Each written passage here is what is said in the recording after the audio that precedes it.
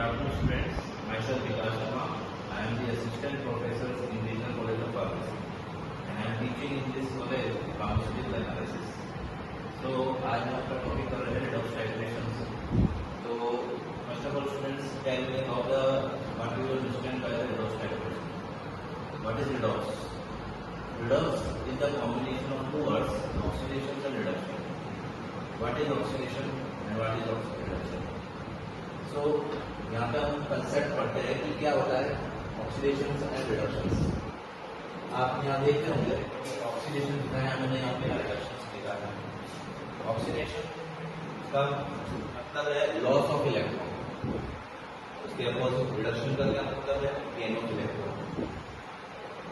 जहाँ loss of electron होगा तो वहाँ वैलेंसी बढ़ेगी, जहाँ रिडक्शन होगा गेन ऑफ इलेक्ट्रॉन होगा वहाँ वैलेंसी डाउन होगी. सेकेंड पॉइंट क्या रहता है, जो ऑक्सीडेशन के अंदर एडिशन ऑफ ऑक्सीजन होता है तो रिमूवल ऑफ हाइड्रोजन होता है.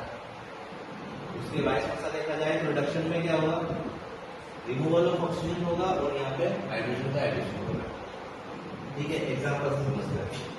लाइक जैसे मैंने ऑक्सीडेशन रिडक्शन का एक एग्जांपल दिखाया, Fe+2 ये आपने देखा होगा, यहाँ से उसमें कन्वर्ट हो रहा है Fe+3. वैलेंसी कितनी बढ़ रही है इसकी, +3 यहाँ वैलेंसी कितनी है, +2 से +3 आया तो वैलेंसी बढ़ रही है.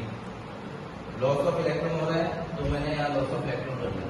अब यहाँ देखिए ये है Fe+2, यहाँ क्या है Fe3+, ये 3+ और ये माइनस. इलेक्ट्रॉन का पॉजिटिव चार्ज और नेगेटिव चार्ज, ये दो हो गया, यहाँ दो हो गया, तो बैलेंस हो गई इक्वेशन.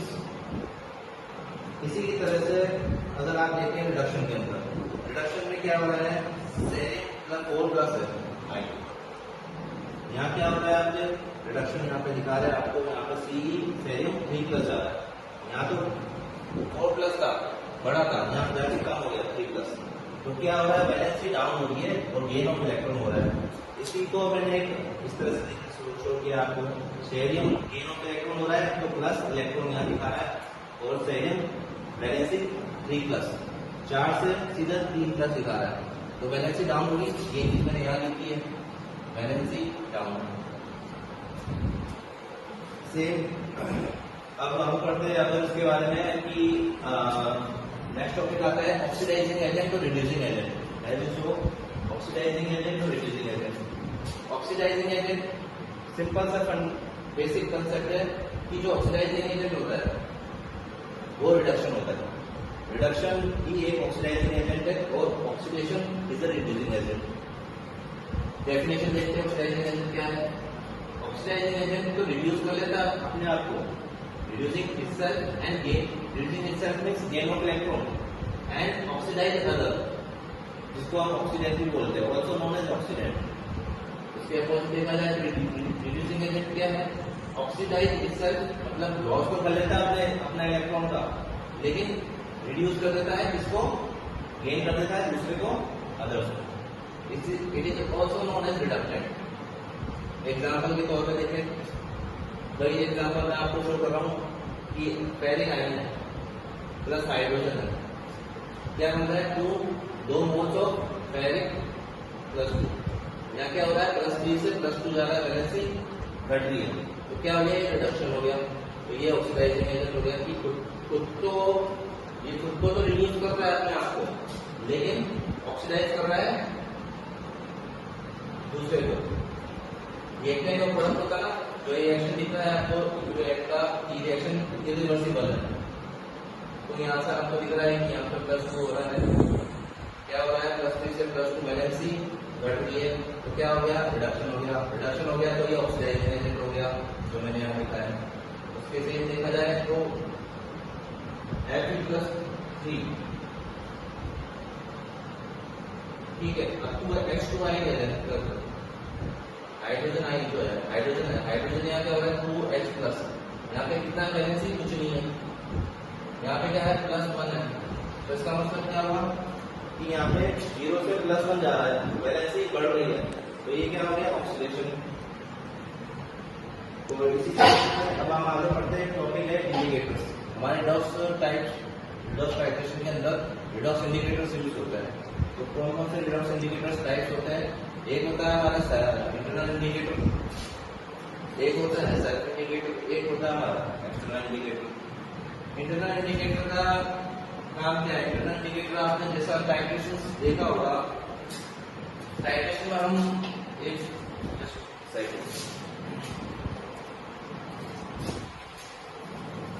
टाइट्रेशन में हम क्या करते हैं? यूरेट लिया, कॉनिकल फ्लास्क लिया,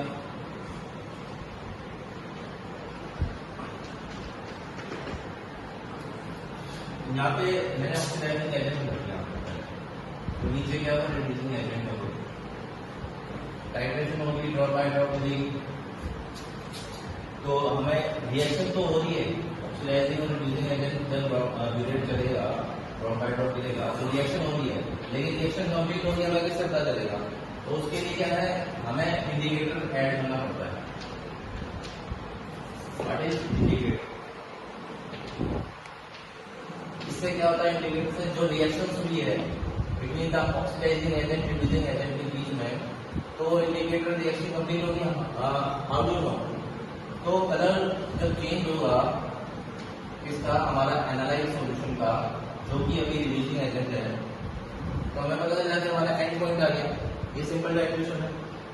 तो एग्जांपल है इंटरनल इंडिकेटर का, जैसे फेरोइन है। फेरोइन में क्या है? Oxidising agent pale blue colour दे रहा है, ये ऑक्सीडाइजिंग एजेंट है, हमने भरा है यहाँ पे पेल कलर, यहाँ पे हमने रिड्यूसिंग एजेंट, इंडिकेटर और रिड्यूसिंग एजेंट।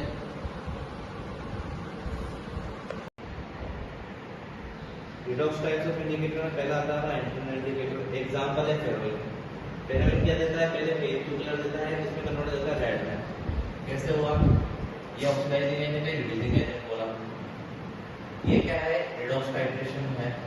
रिडॉक्स टाइट्रेशन में मैंने आपको बताया the combination of oxidation and reduction in a chemical reaction is known as redox titration. तो यहाँ पे ऑक्सीडाइजिंग एजेंट भरा है यूरेट में, और नीचे रिड्यूसिंग एजेंट है। तो इंडिकेटर हमने डाला है इंटरनल इंडिकेटर। इंटरनल इंडिकेटर डाला है फेरोइन। फेरोइन क्या देगा? लास्ट में कलर क्या देगा? रेड कलर देगा। तो हमें पता चल जाएगा कि हमारी रिएक्शन कंप्लीट होगी, हमें वहाँ पे यूरेट बंद कर देंगे। तो ये हमारा इंटरनल इंडिकेटर होता है। सेल्फ इंडिकेटर क्या है? अब सेल्फ इंडिकेटर में डिफरेंस क्या है? हमें बाहर से कोई इंडिकेटर डालना नहीं है। ये KMnO4 भरा है। जैसे एग्जांपल है इसका, मैंने क्या दिया आपको? सेल्फ इंडिकेटर का पोटेशियम परमैंगनेट, जो कि पिंक कलर शो करता है।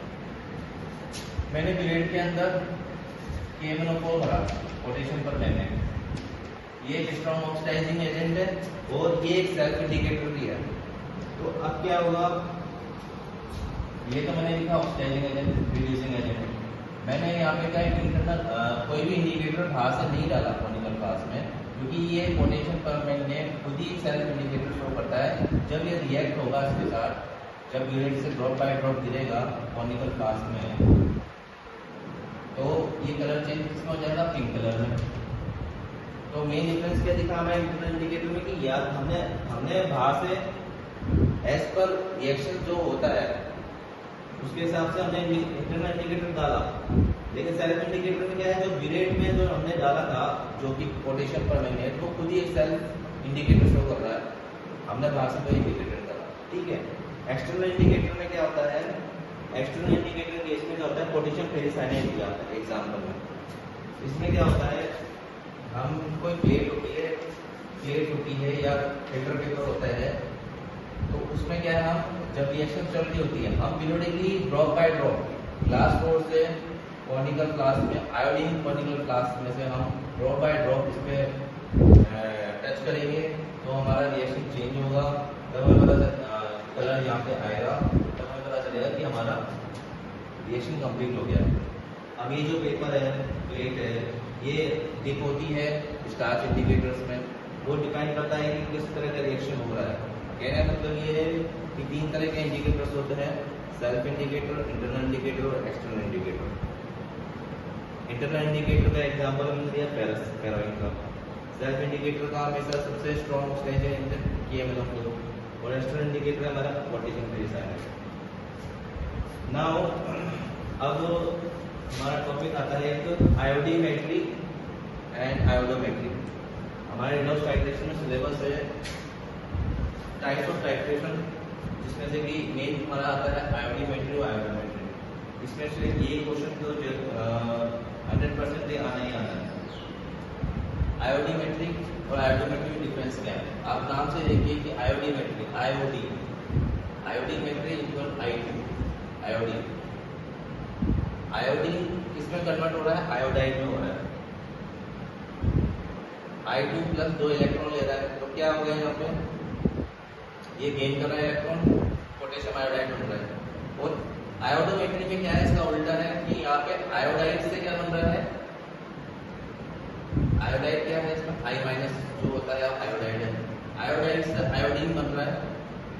ये मेन डिफरेंसेस में ये इसको बोलते हैं डायरेक्ट टाइट्रेशन, इसे बोलते हैं इनडायरेक्ट टाइट्रेशन। आयोडोमेट्री में इनडायरेक्ट टाइट्रेशन क्यों बोलते हैं? ये 1 स्टेप रिएक्शन है, ये 2 स्टेप रिएक्शन है।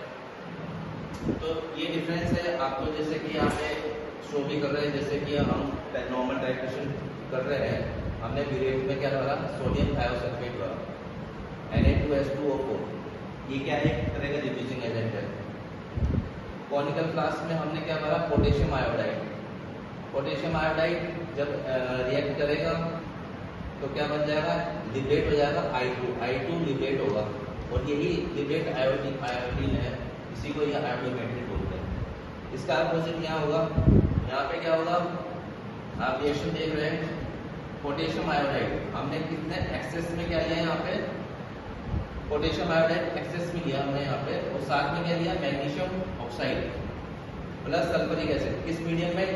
आयोडोमेट्री केस में सल्फ्यूरिक एसिड दिया हमने, एसिड। तो ये क्या कन्वर्ट करेगा? पोटेशियम आयोडाइड किसमें कन्वर्ट हो जाएगा? आयोडीन में। और क्या देगा? बाय प्रोडक्ट क्या दे रहा है? मैग्नीशियम सल्फेट दे रहा है, बाय प्रोडक्ट में वाटर निकल रहा है। तो ये डिफरेंस है आयोडीमेट्री और आयोडोमेट्री का।